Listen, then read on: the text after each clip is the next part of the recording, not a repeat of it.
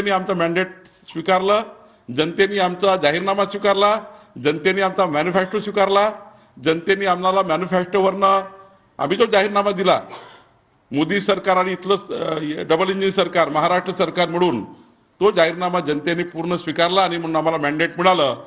मी पुन्हा एकदा माननीय एकनाथ शिंदेजी यांचं भारतीय जनता पार्टीचा अध्यक्ष म्हणून आणि भारतीय जनता पार्टीच्या लाखो कार्यकर्त्यांतर्फे त्यांचा आभार मानतो, त्यांचं अभिनंदन करतो।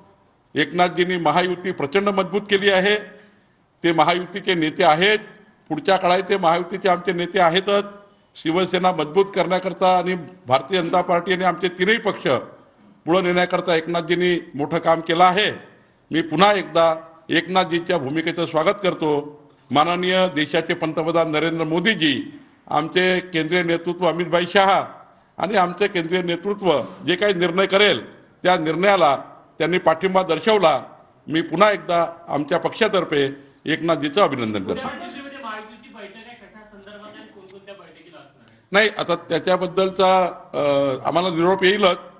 एकनाथजींनी स्पष्ट केलं आहे की आमच्या नेतृत्वाशी ते बसतील, आमच्या नेतृत्वासोबत बसून माननीय प्रधानमंत्र्यांची आणि अमित शहा साहेबांचं त्यांचं बोलणं झालं असं त्यांनी म्हटलं आहे। खरं तर आमच्या केंद्रीय नेतृत्वाशी एकनाथजी बसतील, आमचे देवेंद्रजी, अजितदादा सर्व बसतील आणि एकदा सरकार बनवण्याकरता योग्य पद्धतीने काय केलं पाहिजे। शेवटी सरकार महायुतीचं आहे, त्यामुळं किती मंत्री असावे, शिवसेना किती असावी, भाजप किती असावी, अजितदादा किती असावे, काय काय त्या ठिकाणी पोर्टफोलिओ कुणाला जावे, काय काय पालकमंत्री कुठले असावे, असं एक महायुतीचं शेवटी सरकार असताना अनेक गोष्टीचा विचार करावा लागतो।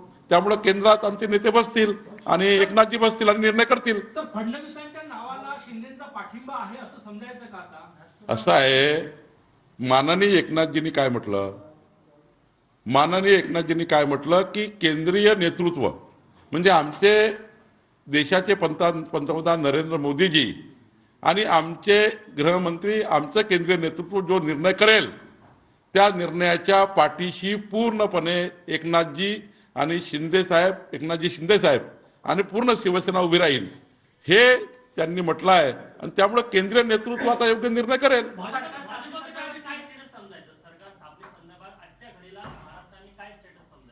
आता माननीय एकनाथजींनी सांगितलं आणि मी सांगतोय तुम्हाला की केंद्रीय नेतृत्व जे निर्णय करेल त्याला सर्वांची मान्यता आहे। म्हणजे आता लोक जे विरोधी पार्टीचे लोक एकनाथजी रोळा बनलेले आहेत, एकनाथजी सरकार स्थापन करून देण्याकरता त्या ठिकाणी आडवे येत आहे। हे जे एकनाथजी बद्दल प्रश्नचिन्ह उभे केले होते, एकनाथजी बोलत नाही आहे म्हणजे एकनाथजीच्या भूमिकेबद्दल जे काही प्रश्नचिन्ह उपस्थित केले होते ते सर्व संपले। एकनाथजींनी स्पष्टपणे सांगितलं की केंद्रीय नेतृत्व आपलं जे काही निर्णय करत, शेवटी जी महायुती झाली आहे ते मोदीजी, अमितभाई या केंद्रीय नेतृत्वाला सोबत घेऊन झाली आहे आणि त्यामुळं एकनाथजींनी जे स्पष्ट केलं ते पुढे होईल। निश्चितपणे आमचं केंद्रीय नेतृत्व योग्य निर्णय करेल।